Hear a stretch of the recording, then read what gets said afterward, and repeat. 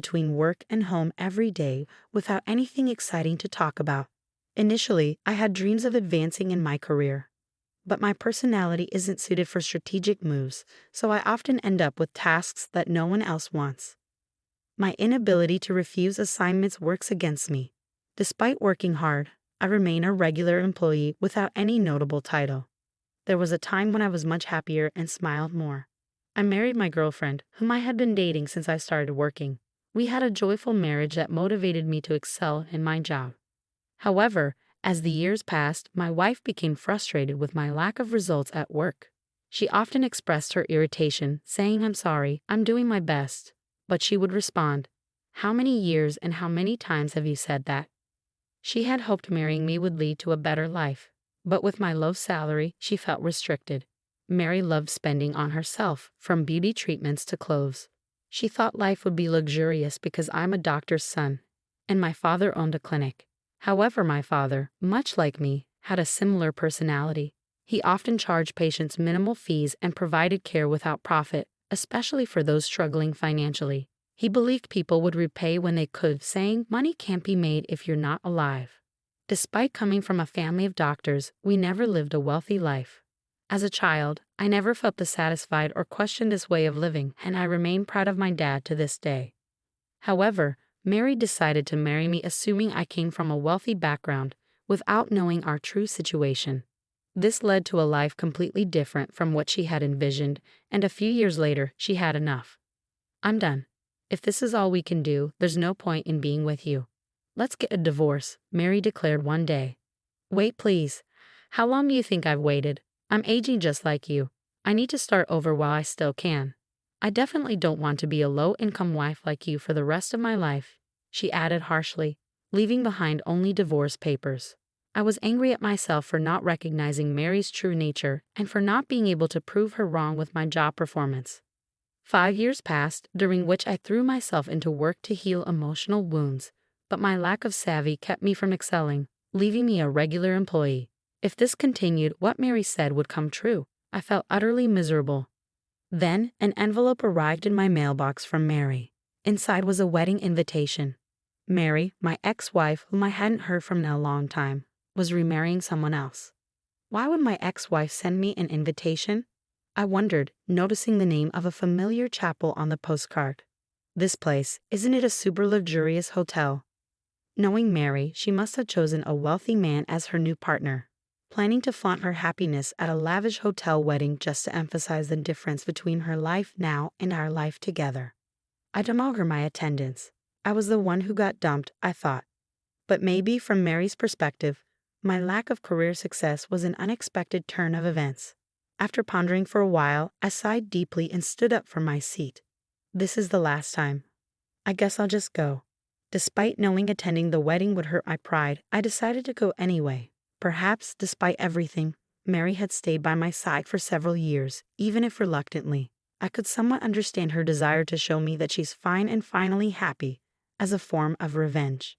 To an outsider, she might appear kind-hearted.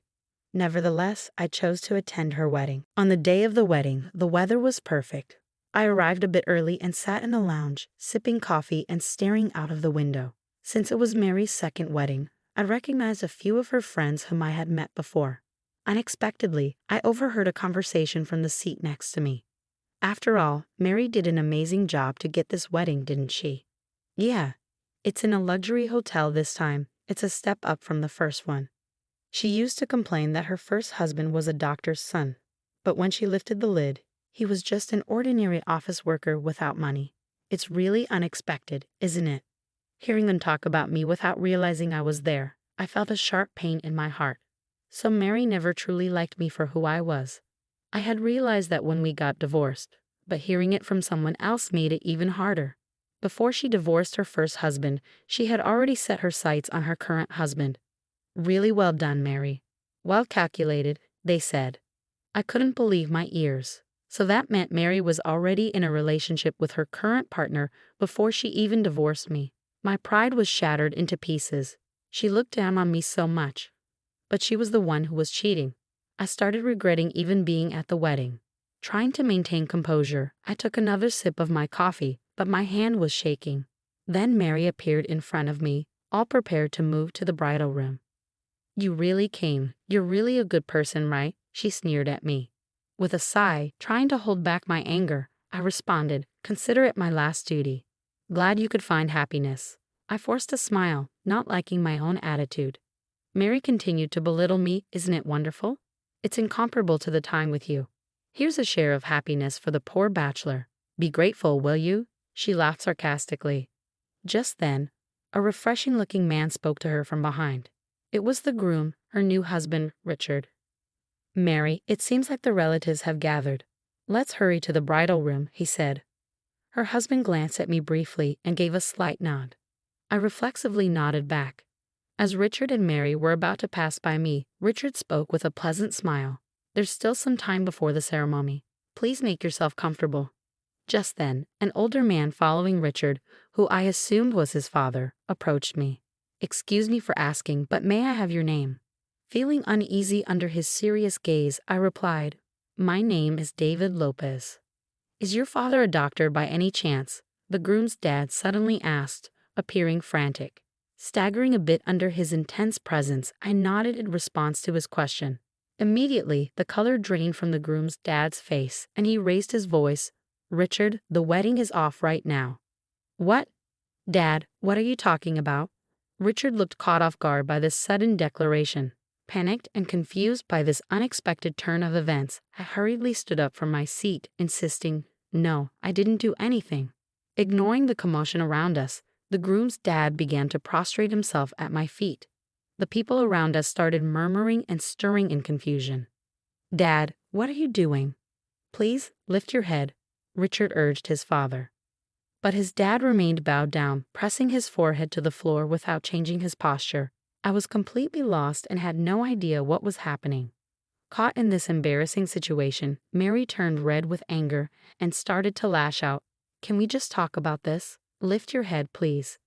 Trying to calm the situation, I persuaded the groom's dad to lift his head. With tears in his eyes, he pleaded for forgiveness, saying, "I'm begging for your forgiveness.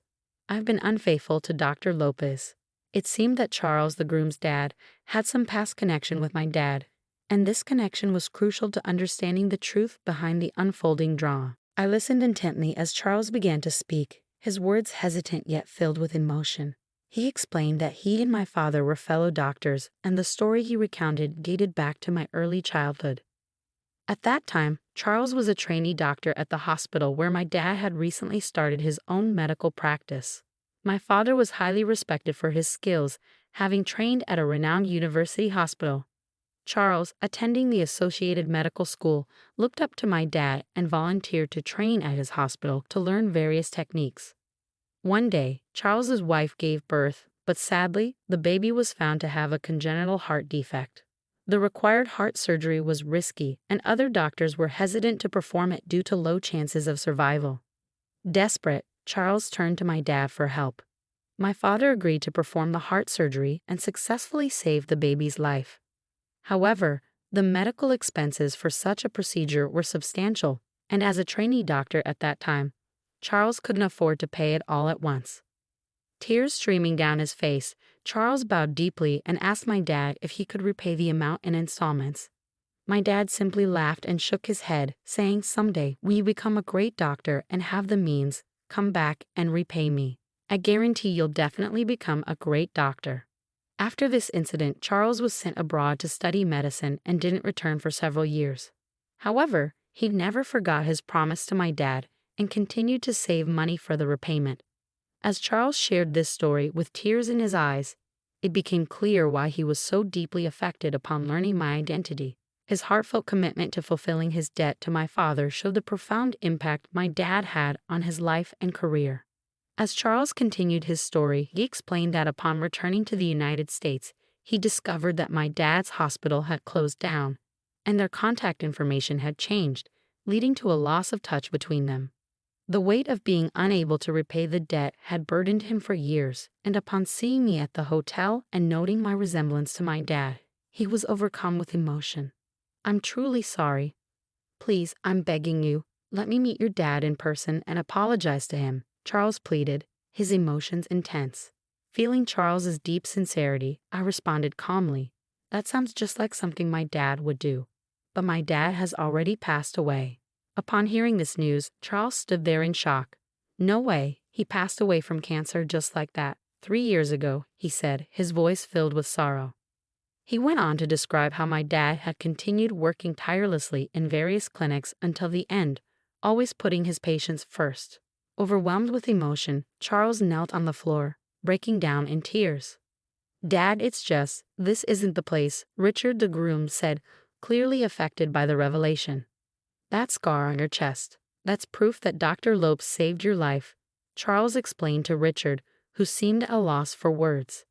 "You're able to have a wedding ceremony and be here today, all thanks to Dr. Lopez," Charles continued, bowing to me again. "I want to repay all the kindness that I couldn't repay to your dad." In that moment, I gently lifted Charles's face and extended my hand to help him stand up. "Mr. Charles, I'm really happy just remembering my dad is enough for me," I assured him. "The life my dad saved is now able to celebrate such a wonderful day like today. Being able to connect with proof of my dad's existence brings me happiness, and I'm sure my dad would be happy too." As I expressed these feelings, Charles started crying loudly again, and there were cheers and applause from the onlookers. However, Mary was the only one glaring at me with fury. As the time for the ceremony drew near, it proceeded as scheduled.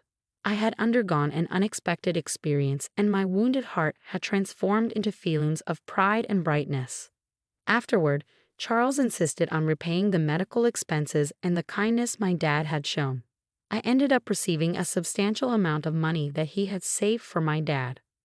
Furthermore, Charles's hospital began doing business with my company, significantly boosting my performance, and I finally got promoted. The kindness and compassion my dad had shown had come back to me in such a meaningful way. I cherished this happiness while recalling the serious look in my dad's eyes when he was working. As for Mary, although she was enjoying her second marriage, her husband eventually found out about her past relationship with me and realized that both her previous and current marriages were motivated by money. This led to another divorce for her.